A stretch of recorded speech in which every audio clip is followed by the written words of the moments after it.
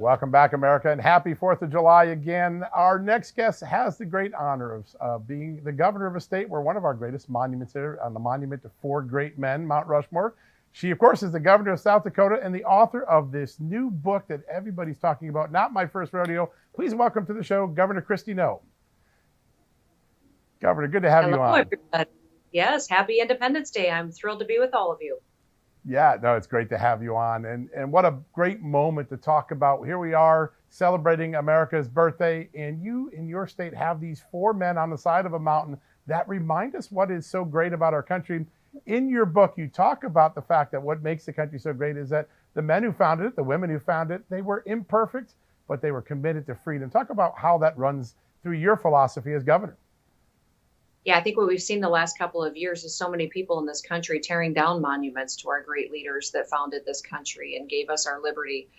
In South Dakota, we do the exact opposite. We carve their faces into mountains and we honor them and have huge celebrations, thankful for them and their leadership during a time of crisis.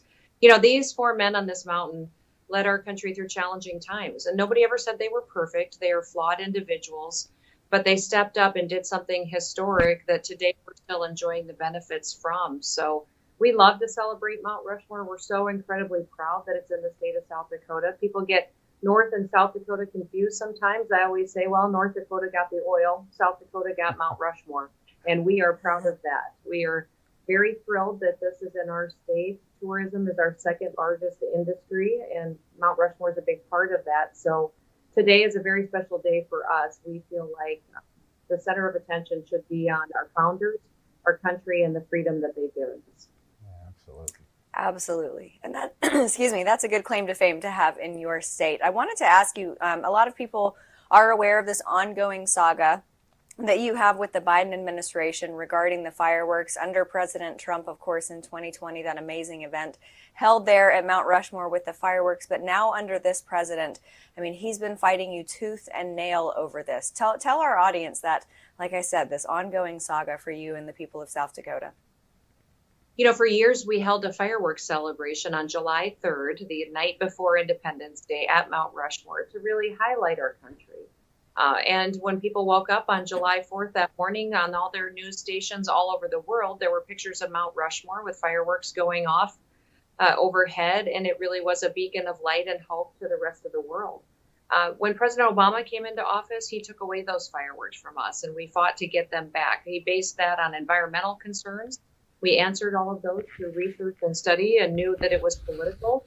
President Trump helped us return those fireworks in 2020 to Mount Rushmore, and it was an incredible celebration. I think most people in the country remember watching President Trump speak below Mount Rushmore and the flyovers we had, and really the optimism of that evening, considering we were in the middle of the pandemic. As soon as President Biden was put in the White House, he took away our fireworks again. And I want to be clear to people. People ask me why I talk about this and why it's a big deal. It's a big deal because by denying us the permit to be at Mount Rushmore, he is breaking federal law. There's an Administrative Procedures Act that says if we check all the boxes and meeting the concerns of the environment or fire hazards or consultation, that they have to give us this permit to be there at the monument. Instead, we've checked all the boxes, we've met all the requirements, and still they refuse to give us the permit to be there. So that is why we're suing in federal court. We will win. And I just think it's incredibly important that we continue to have leadership that follows the law, people that hold them accountable, and that we remain proud of the United States of America, especially recognizing the gift we have to grow up here. Yeah, and it is such an amazing gift. But today on the world stage, it seems as though America has lost a little bit of that shine with our allies and our adversaries. You gave a powerful speech recently at the Reagan Library talking about the difference. Your approach and Republicans' approach would be peace through strength. It seems like we're in a moment of peace through appeasement. How do we fix America's role in the world the way Joe Biden has taken us? Well, we got to get rid of him first. I talked about at the Reagan Library a lot of what leadership is and how inspirational President Reagan was, but also other leaders that we've had lead this country at different times. Talked about the threats that we're facing from the national security level by the decisions that President Biden is making. And really the fact that by being strong, by being firm in our belief system, it doesn't necessarily mean being in conflict. And that's what's unfortunate about what President Biden is doing, is that by his policies on energy, on food supply, on regulations, and on taxes, is that he's strengthening our enemies. And that is causing us to become weaker and weaker. It's killing our economy, and that emboldens China, emboldens North Korea and Russia. And it's strengthening them, and that's going to be a continued threat for us. So being firm in what we say, being clear, and making sure we're putting America first is really what benefits us in the long run. And it doesn't have to result in conflict. But if we keep going down the road that Biden is, we will end up in conflict. And unfortunately, he's weakening us in preparation for that. Yeah, no doubt. Governor, I wanted to ask you, in your book, there are so many wonderful memories from your childhood. But since it's the 4th of July, any 4th of July memories that stand out to you from your childhood or maybe adulthood as well? Well, in our childhood, we worked on the 4th of July. That was usually time when we were out spraying crops or cultivating them. That was when the corn was usually about, 6 to 10 inches high, and you had to hurry up and make sure you were dealing with weeds before it grew too much. So there was never a chance to take the day off or go to the lake or go see a parade or celebrate until the work was done. That's what I always appreciated about my dad later in life, was the importance of a work ethic.